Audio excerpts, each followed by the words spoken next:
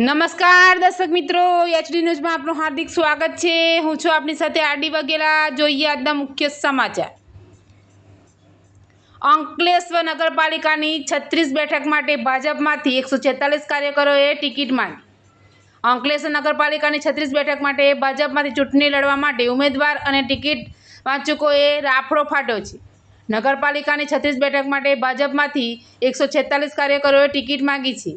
અંકલેશ્વર નગરપાલિકાના સભ્ય બનવા માટે હવે યુવા અને શિક્ષિત લોકોમાં ઉત્કૃષ્ટતા જોવા મળી રહી છે। જીઆઈડીસીના ગોકુલ પાર્ટી પ્લોટ ખાતે નિરીક્ષકો સમક્ષ 146 કાર્યકરોએ પાલિકાના વિવિધ વોર્ડમાંથી ટિકિટની માંગણી કરી છે।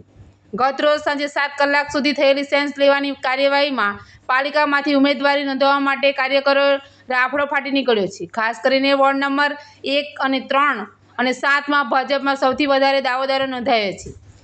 ભાજપે હવે 3 ટર્મથી ચૂંટણી લડતા નગરસેવકોને ટિકિટ નહીં આપવાનો નિર્ણય લીધો છે। અંકલેશ્વર પાલિકાના ખાંડે ગયેલા વહીવટના કારણે શહેરીજનોમાં ભારે રોષ જોવા મળી રહ્યો છે। મોટાભાગના વોર્ડમાં નગરસેવકોની નિષ્ક્રિયતાના કારણે લોકોમાં કામો થતા નથી।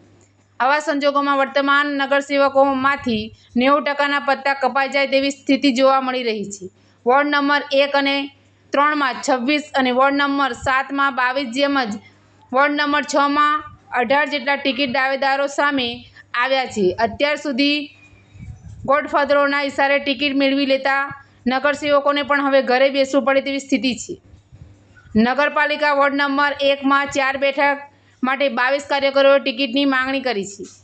તેવી જ રીતે વોર્ડ નંબર 2માં 17, વોર્ડ નંબર 3માં 26, વોર્ડ નંબર 4માં 9, વોર્ડ નંબર 5માં 8, વોર્ડ નંબર 6માં 18, વોર્ડ નંબર 7માં 22, વોર્ડ નંબર 8માં 5, વોર્ડ નંબર 9માં 15 જેટલા ટિકિટ દાવેદારો ઉમેદવારી માટે દાવો કર્યો છે।